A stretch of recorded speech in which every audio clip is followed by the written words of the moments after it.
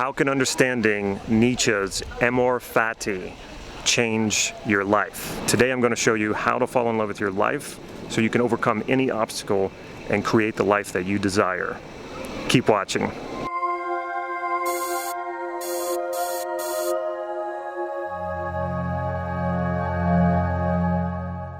This is Life Mastery Gym. I'm Damon and I teach people just like you cutting-edge processes and techniques to help you create the life that you desire and take charge of your destiny. So if that sounds good, please click subscribe to this YouTube channel so you can get these videos on a regular basis. Friedrich Nietzsche's philosophy has had tremendous influence on what we now call personal development and self-improvement. His work is still amazingly relevant, and I studied Nietzsche many years ago before moving on to other philosophies and other methods and technologies when it comes to self-improvement and personal development. But there is still much to be learned about his work, and by the end of this video I will show you how to apply his philosophy to empower yourself immediately. And make sure you stay tuned to the end of this video because I'm going to show you how you can take this even deeper with some free training that I'm giving away. So what is Amor Fati, and is it even realistic for you to apply in your life? If you think yes, please type yes in the comments right down below. So here's my take on Amor Fati from an NLP perspective. What the phrase Amor Fati means is love of your fate, or lover of fate, but more the way that Nietzsche meant it was lover of your own fate. So what it is not, it's not a fake it until you make it. So it's not pretending to be in love with your life so that you eventually get there, you find your way there. In personal development and self-help, there's that whole idea of fake it till you make it, and I actually disagree with fake it till you make it. I don't think that's healthy. You see people a lot of times who are pretending to be positive about something that they really feel awful about, and they don't really feel positive about it. So it's the same thing with Amor Fati. You're not going to pretend to love your fate until you begin to love your fate any more than you can pretend to love someone until you finally start to love that person. It's just not going to happen that way. It's just completely unrealistic to love every aspect of your life, but what you can do is you can embrace every aspect of your life, even the negative stuff. You're not going to just have this blanket love for it all. You're going to have to deal with it and address the positive differently than you're going to address the negative. So don't put that kind of pressure on yourself. It's not going to help you. Putting that extra pressure on yourself is only going to make this a lot harder. It's not going to make you fall in love with your life. You've had in the past people pressure you to do things. Applying that on yourself is the same thing. It's not going to help in this situation. So just let that go. Don't put the burden of trying to love your life all the time, no matter what. Just let that go. So how can you apply Amor Fati in a realistic way in your life that can really help you? Well, it starts with deciding that you're going to live a happy life, and deciding that you're going to love your life no matter what happens, even when bad things happen, even when negative things happen. So it doesn't mean that you have to like every bad thing that happens. When something bad happens, you don't have to suddenly contort yourself into saying, oh, I gotta like this or I gotta love it because I've agreed to do this Amor Fati thing. No, it's saying, okay, yeah, I know that bad things are gonna happen. What I'm gonna do with those things is I'm not gonna push them away. I'm not gonna blow those up so that my focus goes on only those things so I can't see the other good things. I'm gonna know that I love my life and that I'm happy. And in a way, the negative things sort of ensure that. The negative things make that even stronger. In spite of the negative things that happen to you, you're going to love life anyway. In spite of the negative things happening to you, you're going to be happy anyway. And then the other part of it is you're going to take those things that are not so good, that are negative, and you ask yourself, well, how can I learn from these things? How can I take the negative parts and turn it into something different? How can I use that to fall in love with my life even more? How can I use that to make myself even happier, rather than just sitting with it and saying, oh, this sucks and I'm just stuck with this, and that this and life sucks and I'm unhappy. No, we can change your attitude about this. And when you change your attitude about it, things you see in the world around you will start to change as well. You will start to see more opportunities. You will start to see a less hostile world around you, and you'll start to see a world that seems to favor you, because that's what you're training your mind to do. You're training your mind to sort for those things because you've made this decision that you're going to fall in love with your life. It's not like you arrived at a certain place and I'm just in love with life. No, it's a progression. You're going to continuously fall in love with your life deeper and deeper. Have you ever fallen in love with someone? How did that even happen? Well, at a certain point, you started to feel some feelings for that person. You also had to allow those feelings to happen. You had to allow them to grow, to flourish. You, at a certain point, said, okay, I'm not gonna hold this thing back anymore. I'm just gonna let it go and see what happens. And when you did that, what your mind started to do is it started to sort for information that confirmed those feelings, that confirmed that belief that you're in love with this person. And you kind of either overlook the negative parts, or you see that there's negative aspects, and that could be physical parts of the person you don't find attractive, that could be parts of their personality that you don't find attractive, but in spite of that, the feelings are stronger that you do love this person. And so you seek out that information, you sort for that information in that person. And we have to do this with anybody. There's always going to be aspects about someone that we don't like. There's always going to be physical parts of someone that we don't find attractive. There's always going to be parts of their personality that we don't exactly like.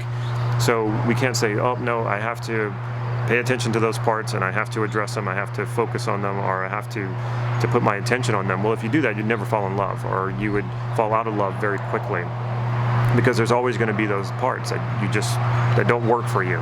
So we have to overlook that. We have to overlook an imperfect world to be happy in this world. We have to overlook the fact that we're not perfect so that we can love ourselves. And our life in general is never going to be perfect. There's always going to be these negative aspects. So we sort for the good. And when I say overlook, I don't mean to imply that we don't address the negative or that we don't address problems. We have to do those things, but some things we can't change. It started raining today. I was hoping for a sunny day. I can't change that, so I have to accept it. I'm not ignoring it, but there's nothing I can really do about it. So I accept it, and I'm still making this video anyway. So the first thing you can do is just presuppose that you do love your life. Now, how is that different than fake it till you make it? I made a video on NLP presuppositions where I basically tell you exactly how to do that. It's not about fake it until you make it.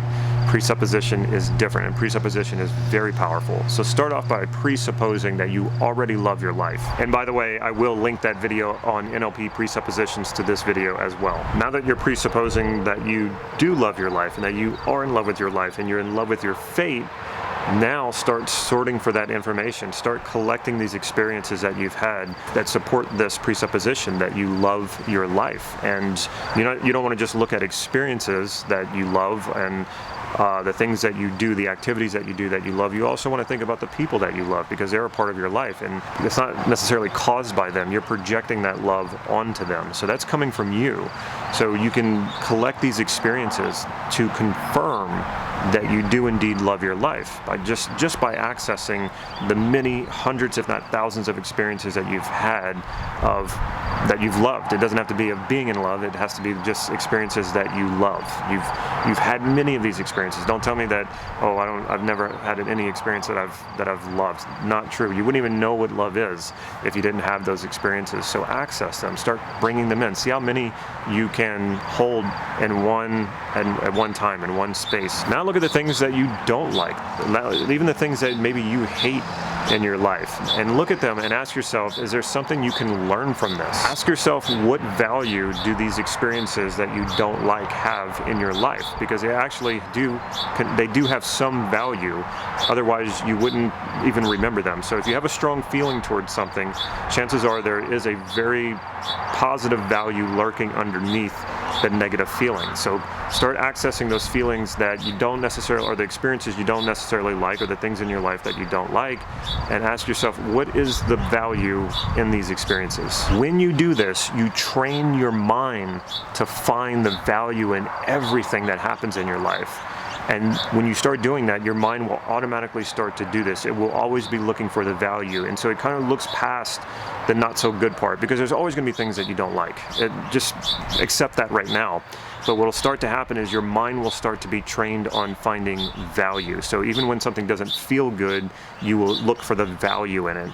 And that is precious when you can look at all life as having tremendous value. You can look at all experiences as having tremendous value. The thing that's hardest for us to accept is when we experience something that makes us experience a negative emotion and it seems completely meaningless. Like when somebody we love passes away and there seems to be no reason or logic or reason behind it, it can be extremely painful.